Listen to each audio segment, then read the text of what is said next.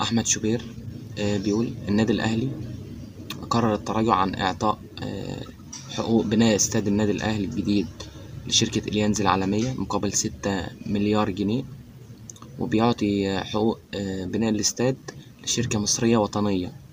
ماشي يا عم شوبير. بيقول لك ولكن في الوقت الحالي مش هينفع إن احنا نعلن عن اسم الشركة، لأنها بصراحة كده لسه تحت الإنشاء يعني، ولسه مش موجودة أساسا. يعني كل الحوارات والبرامج والصفحات والجروبات وكل الإعلاميين وكل الناس اللي نزلت الخبر بيزرطوا يعني، صح؟ ولما الناس تسمي كابتن محمود الخطيب كابتن حنفي أو كابتن محمود بيانات، فانتوا بتزعلوا برضو من اللي بيقول كده. طب ما دي حقيقة يا جدعان، انسحابات شغال، تصريحات شغال يعني، ولسه مش موجودة أساسا. يعني كل الحوارات والبرامج والصفحات والجروبات وكل الإعلاميين وكل الناس اللي نزلت الخبر بيزرطوا يعني، صح؟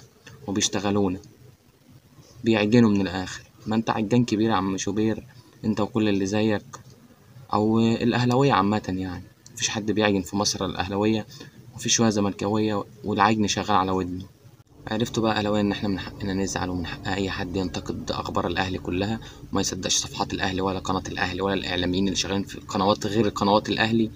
عرفتوا بقى إن كل البلد أهلاوية مش زملكاوية زي ما علاء صادق بيقول لكم وأنتم مصدقينه؟ فين يعني سيد عبد الحفيظ دلوقتي؟ مش شايفين ولا سامعين؟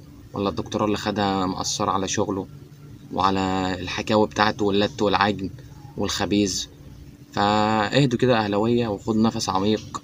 لكل واحد أهلاوي أو إعلامي وعامل فيها إعلامي يعني، بس هو مش إعلامي، هو طالع يزرط علينا والناس بتمشي وتصدق وشير بقى والله يا أهلي والله أسطورة كابتن الخطيب ومش عارف إيه. ما ينفعش الكلام ده يا جدعان، قلنا نبطل زرط وعجن شوية. مش هيجرى أي حاجة في الدولة يعني، نخف بس زرط يعني، منبطلش حتى نخف. نقول خبر حلو يعني حقيقي، يا اما ما نقولش، لان كده كده النت موجود، وده اوسخ حاجه حصلت لكم يعني طبعا عشان بتفضحكم.